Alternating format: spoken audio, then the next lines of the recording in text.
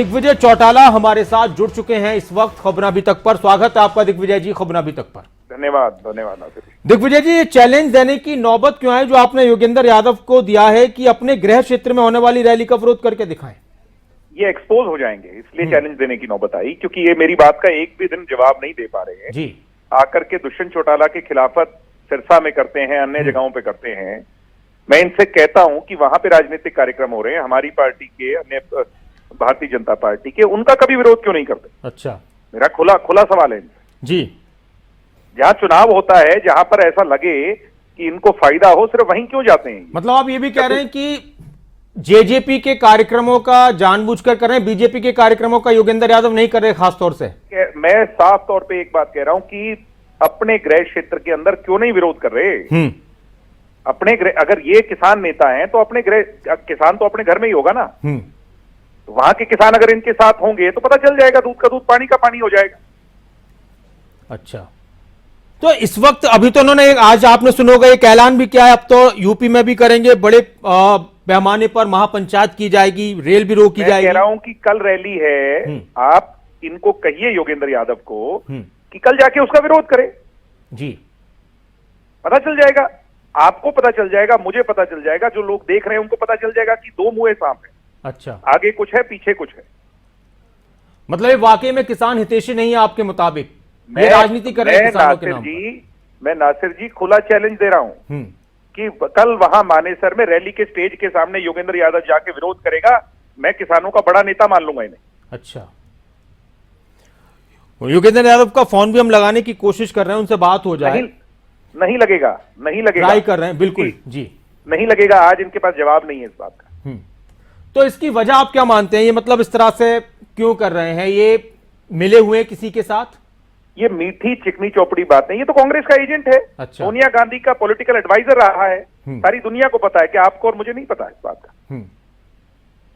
जी। अच्छा, ऐसा भी है क्या कि जानबूझ के जेजेपी के प्रोग्रामों का ज्यादा विरोध हो रहा है, बीजेपी का कम हो रहा है?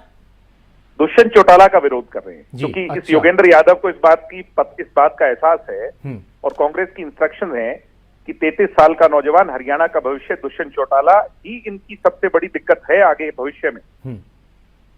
इस बात का जवाब नहीं है इनके पास। योगेंद्र यादव क्यों नहीं दुष्यंत के बुलावे पर आते और अमित शाह जी से और मोदी जी से मिलने चलते? अच्छा, दिग्विजय जी, किसान ये भी कहते हैं, आपसे पहले ही बात हुई कि बात हुई नहीं रही, जिन लोगों से बात करने की कोशिश होती है, आपने पैगाम भेजा इन लोगों के पास कि आप आइए, हम लेकर चलते हैं आपको गृह मंत्री से मिलवाने के लिए, प्रधानमंत्री से मिलवाने के लिए? मेरा इंटरव्यू लेकर के गए, मैंने उसी दिन आपसे कहा था कि हमारी बस खुली है जी, आप आइए, दुष्यंत जी उस बस को ड्राइव करेंगे, 43 लोगों को एक साथ लेके जाएंगे। क्या उस दिन के बाद किसी का भी जवाब आया?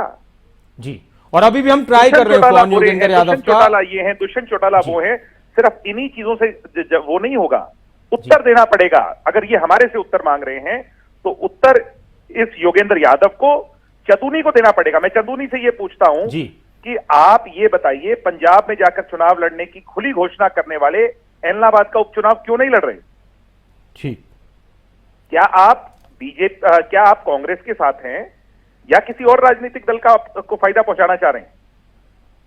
जब विरोध करना हो तो सबसे आगे और वैसे पीछे।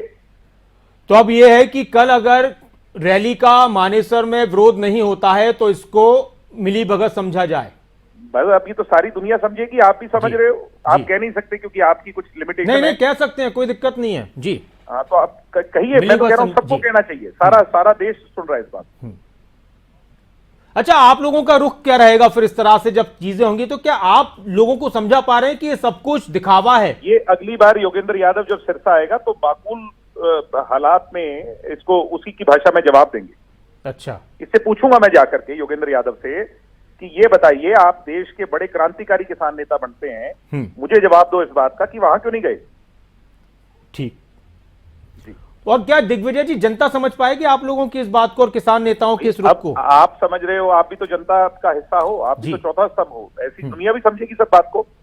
सारा देश सुन रहा है, सारा हरियाणा सुन रहा है इस बात को।